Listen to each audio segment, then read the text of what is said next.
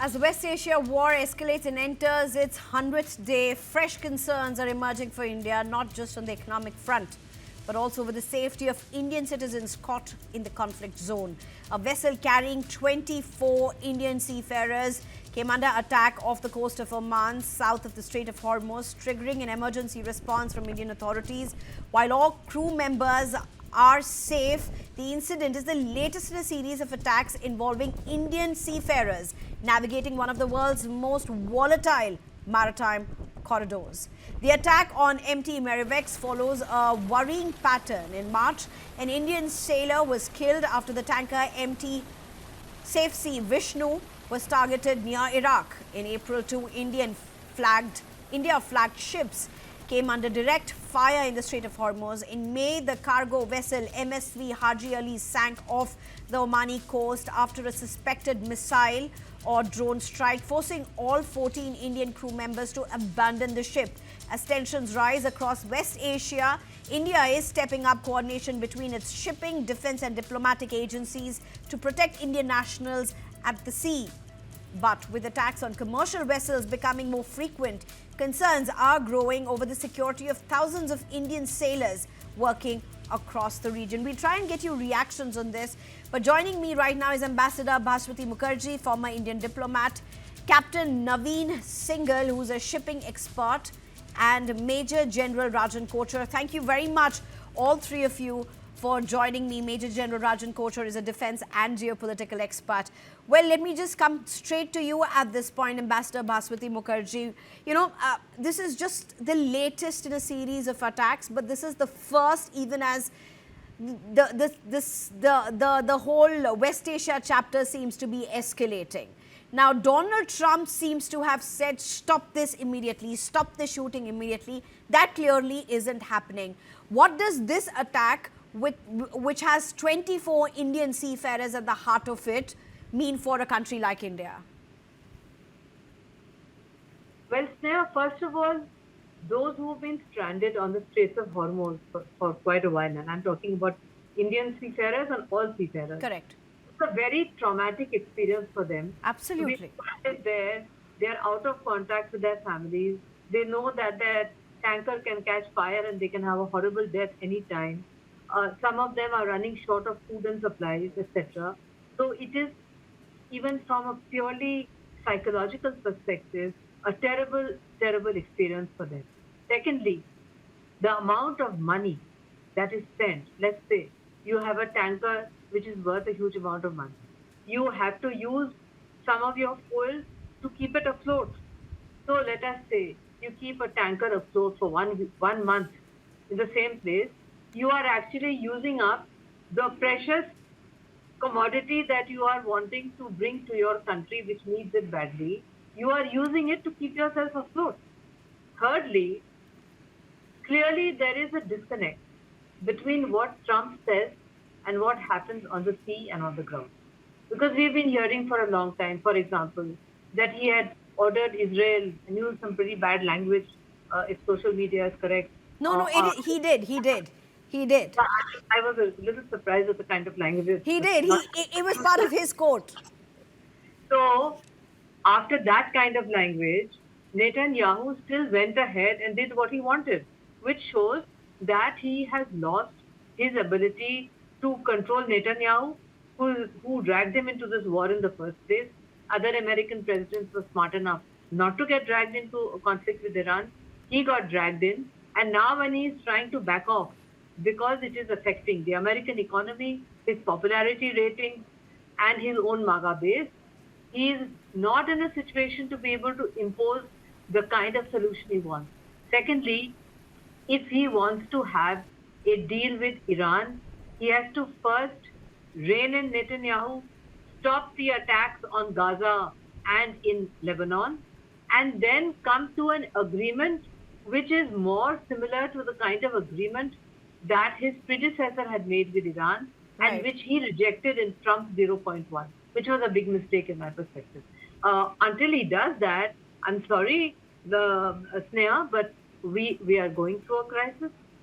The price of gas cylinders, naturally, the losses cannot be passed on to our PSOs forever. So we are gradually raising them. They're still much lower than in neighboring countries, but we need to have a quick solution. And we are looking at alternative sources of energy. We have succeeded to a very great extent, Right. but naturally, we must get the Straits of Hormuz opened as soon as possible, and nor can we accept to paying any tax there because that is against the law of sea convention for international choke points. Nobody has the right to take money from Right. the tanker, and that is not something we can accept. Now there are rumors coming in that that idea has been dropped by the Iranians, and they are agreeing to some kind of joint That seems to management. be part of a deal, but we really don't know because, I mean, none of that has been made public. We really don't know what happens to that, but that's the initial indications that really come in at this point, Ambassador. In fact, Captain Naveen Singhal, break this down for us, Captain, in the sense that, it was a very distressed SOS. All SOSs are distressed, but in this case, they're saying the lifeboats have been burnt. You could see one part of the vessel completely up in smokes. It was right out there. Um, when you have, say, 15% of the global seafarers as Indians, is India doing enough to create a strategy for what may be increasingly Indian seafarers getting caught in the crossfire?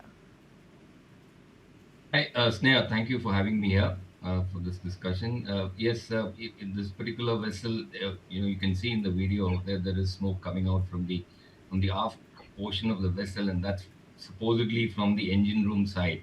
So, because as per the media reports, it looks like something has been fired and towards the engine room side, which is and so that smoke could be coming from somewhere, which is probably burning somewhere in the engine room.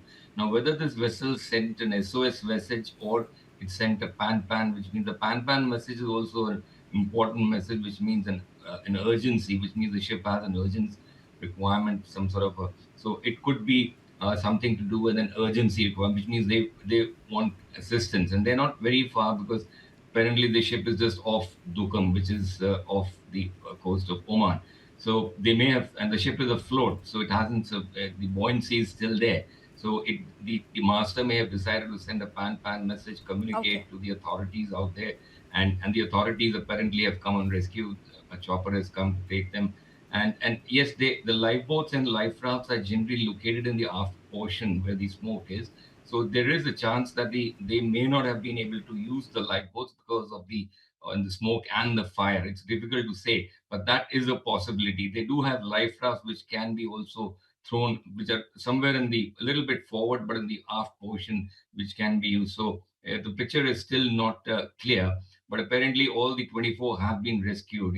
So coming back to your question on the seafarers, the Director General of Shipping, that's the agency. So they have a very almost a foolproof mechanism when seafarers are recruited by a company, a shipping company. So the entire process is vetted, which means the agency which is recruiting the seafarer in India is an approved agency, and the company that's being with the ship, the vessel on which the seafarer is going is also listed, which means it's all approved and they are answerable. So there's no doubt in that sense. However, there is something about this particular vessel. I was just going that it has an IMO number, and apparently this has been on the OFAC list.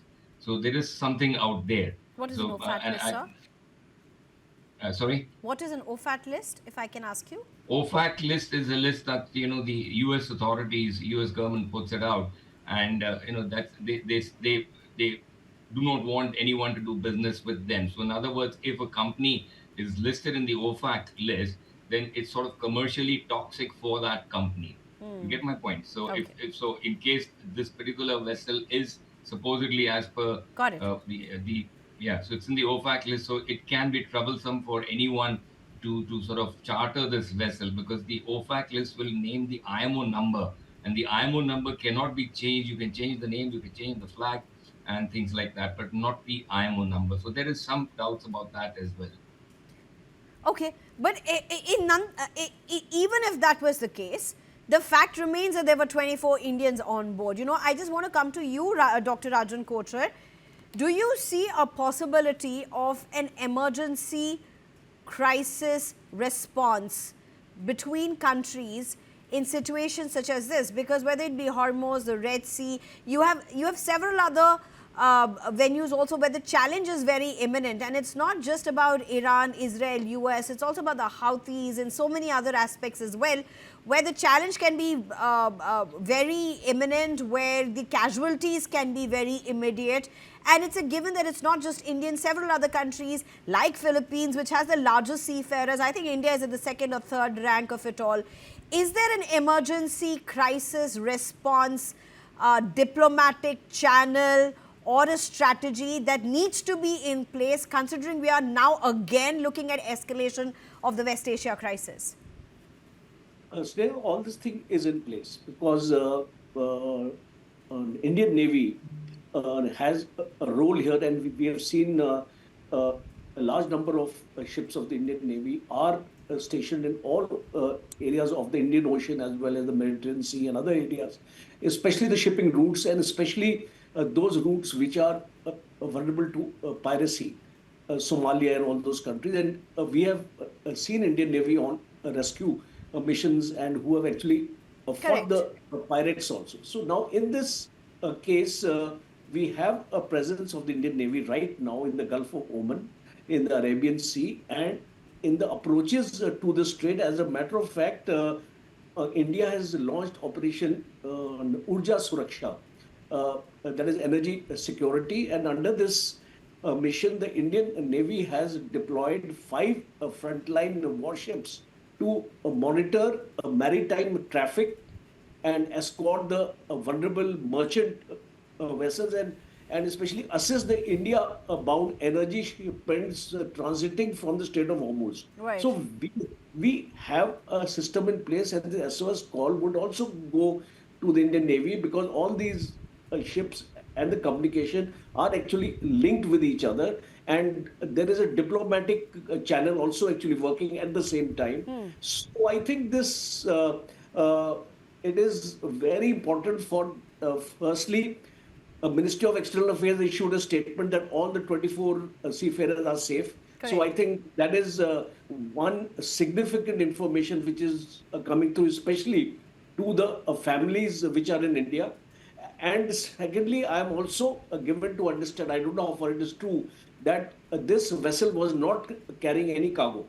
So I don't know, and if it has been targeted, who has actually targeted, because so far the picture is not very clear. So, And it doesn't necessarily have to be a direct target. It can also be something just at the crossfire. You know, something that's very, very possible in a situation such as this. Yeah, definitely, because the situation is so dynamic. We exactly don't know. It may be a drone strike or a misdirected drone strike landing up on, especially in the ship, as mentioned by the captain, that it is the fire has happened in the engine rooms. So it could be a malfunctioning. Sir, if I may just interrupt you, these visuals are very heartening. You know, usually you would have visuals of the vessel attacked, of of fire on the vessel, but here you have the vessel of the rescue which is happening, the seafarers that are being rescued. Very heartening. Would you be able to tell us something about this from the visuals that you're seeing? See, from this visual, what I am seeing is those boats, tugboats, which the captain also actually mentioned, are also in the process of being launched. At the same time, this helicopter rescue is taking place. Normally, you would require a cable to transship the people from the ship onto the helicopter. Now, from this capacity of this helicopter, I can make out that it may not be able to take more than about 8 to 10 people at a time. Correct. So possibly a number of sorties would be carried out by this helicopter, or in case there are more than one helicopter in action. Correct. because I can see only one of them. So I think this is possibly a rescue mission, which I can see. Right. From the visuals. Right. Ambassador, if I can come to you quickly, here's the thing, and we briefly touched upon this. This just seems to be two best friends falling off very badly and the world getting hit. this is about Netanyahu and Trump now completely uncontrolled. You may say Trump is uncontrolled, one may say Netanyahu is uncontrolled, but the fact is that the two buddies now are not on the same line. And this is what the world feared. This is literally what the world feared, and it's right before us. How does this go forward? I mean, is there a way of restraining the situation, either for Trump to get back to Netanyahu, because he has used the abusive language, the F word as we can at Netanyahu. He has gone on record, on media, to media. I think the latest is to Financial Times, where he says, I call the shots, Netanyahu has to follow it. So the loud messaging, the diplomatic messaging, all of that going out, but the results really, really in a very, very different tangent. Right correction, Sneha. It's loud and undiplomatic messaging, not diplomatic messaging. I hope you agree with me. I'm just saying that Netanyahu will fall in line. He can't afford not. He is totally dependent on the American Jewish lobby, on Trump's support, etc. He is what he is doing, which in my opinion is very foolish. He is trying to take another 2-3 days and get as much as he can out of the situation before he falls in line. So I do not think that he will not fall in line. I hope he falls in line ASAP, because only then can the movement be made on a permanent ceasefire between Iran and the United States and the opening up of Strait of Hormuz, for which certain countries have already indicated that they are there to give support. Other countries have indicated that they will help for safe passage.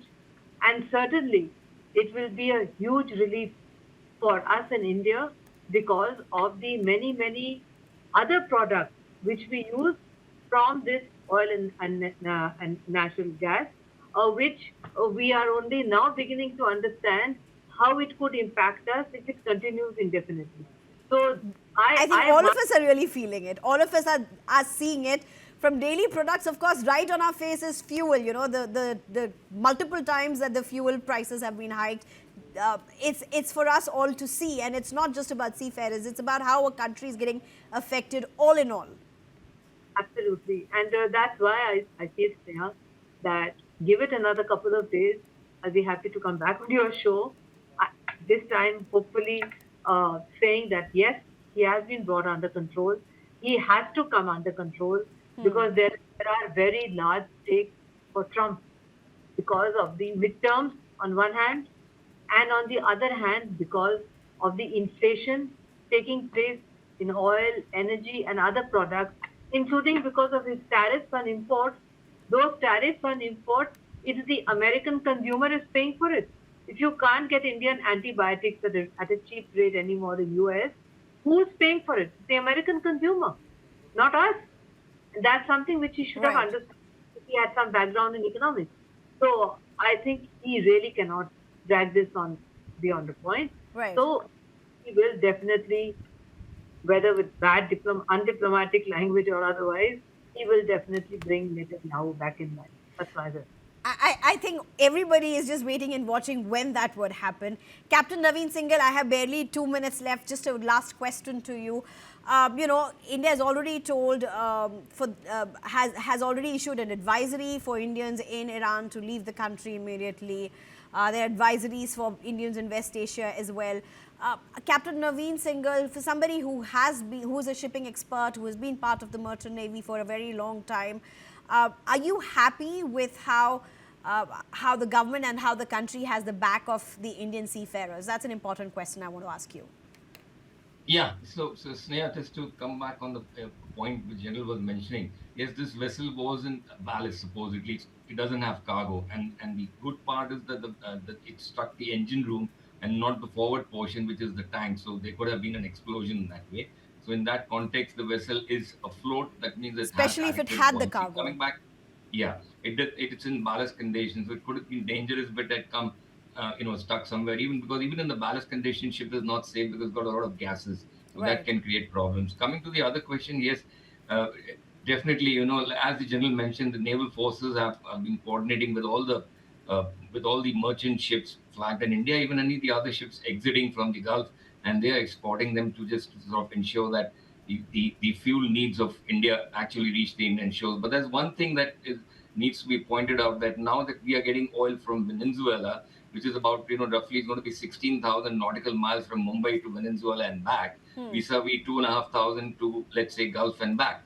So we are going to be paying something like, something like 6 times more ton mile for the fuel. So that's the price that, India has to pay for the extra amount of distance that's going to be covered for the same cargo. So that is one. But yes, indeed, the Director General of Shipping and the Navy, they have completely stepped up since this war started. That's over 100 days back. Right. And I think they're generally doing a good job. And as the General did mention, that it could be an accidental strike, maybe meant for something else, and it struck here. Because even in the 1980s, when I used to sail in the Gulf, and there were instances when the Iran had shot their own plane, they had shot their own aircraft flying over during the Iran-Iraq war in 1980. So they would have made a mistake even then. Right. So they could have made a mistake even now. Right.